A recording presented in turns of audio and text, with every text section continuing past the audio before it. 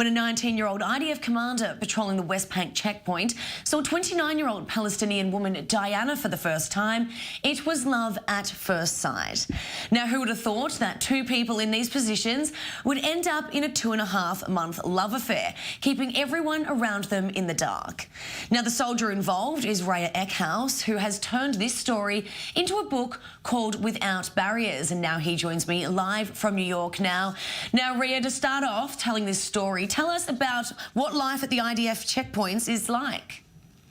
Well, basically, the checkpost is separating between the Arab villages and Israel. And we have to make sure that Israelis are not going to the Arab villages and no Arabics are Palestinians going to Israel. And when we went there, we were told about this gorgeous Palestinian woman that is passing the border every day from Israel to Ramallah. And that's how the story started. Okay, now tell us about Diana. Was it love at first sight? Well, you can say so in a way. We heard about her before, and when I saw her on the first time, it was my first checkpost, and she went there and she opened the window, and I was shocked because this grim reality, it's all very gray over there. There's nothing to do, and then these characters coming out with this white Mercedes and gorgeous smile and looks at me, and I was shocked. So I didn't expect that, and I don't know how I got the confidence, and just the first time I saw her, I thought like, Diana, like I know her for like many, many years.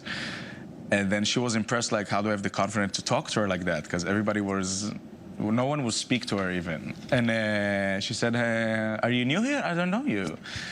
And I told her, yes, I'm the officer here, because I want to feel powerful or something. And then she said, how old are you that you're an officer? I told her I'm 22. I was 19 at the time. And this small talk, slowly and gradually, took it into an incredible story. Yeah. Now, Raya, what I want to know is that you were on active duty and she had a husband and a child. So how did you find the time to be together? Yes. First of all, when I always had the gaps while I'm in the base, instead of sleeping or resting, like my free time was focused on her, planning my action with her or running away to see her. And she was always passing the border, so I was sitting in her car a little bit here and there. And then when I was going home, because you're 11 days in the base and then 3 days at home, so in my 3 days at home, I was a soldier with no money, no nothing, and she was taking me to restaurants and fancy hotels, all on her, and I had no idea how she's hiding it from her husband. I didn't want to think about it also too much, because looking back, I don't know if I would act since she was married. But on the other hand, I kind of like the idea that I'm basically filling some blank romantic space in her life. Well, it actually ended up being quite a short love affair. It was only 2.5 months. So how did it end? Well, it ended since, first of all, we had to move out from there, because in the army you rotate between bases and places.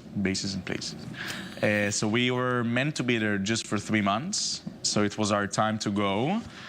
It didn't end very well, to be honest, because as the days unfolded, I started to realize that more and more people start to talk about it. The officers start to hear stuff about, there were rumors hanging on, like it was really risky for me. If some officer find out about what I did, I am really fucked. So I told to myself, I need to take a step back out of that. And she went one time with her brother from England, and he didn't have the permission to go. I could have let it go, but I didn't. And then she started shouting at me in front all of my soldiers, what? You're a monster, you're a liar, after everything we've been through, da-da-da-da. And then for 2 weeks, her friends were looking for me. They were waiting for me in the border, and they almost stabbed one of the other commanders because they thought he was me. There was a little bit of a mess for 2 weeks. I don't think her husband knew about it, but her friends did, friends that I knew also from the border. So it was pretty risky in the end, but I wanted to end it nicely because we had a really, really beautiful time. So I sent her like a really nice message in the end, and it kind of ended with like an open ending, if to be honest. And I don't know if I don't think she knows about the book. Well, Rhea, there are many people, both on the Israeli and the Palestinian side, who would kind of think that this is a bit taboo. So what do you have to say to those critics?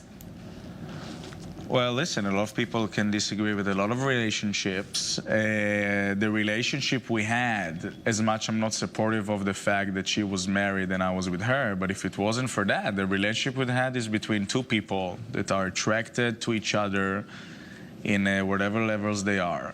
And there's nothing wrong with that attraction. It doesn't matter if she's Palestinian, I'm Israeli, and I'm a soldier, and she's that age, and I'm that age. There's no connection. Love is love, and feelings are feelings.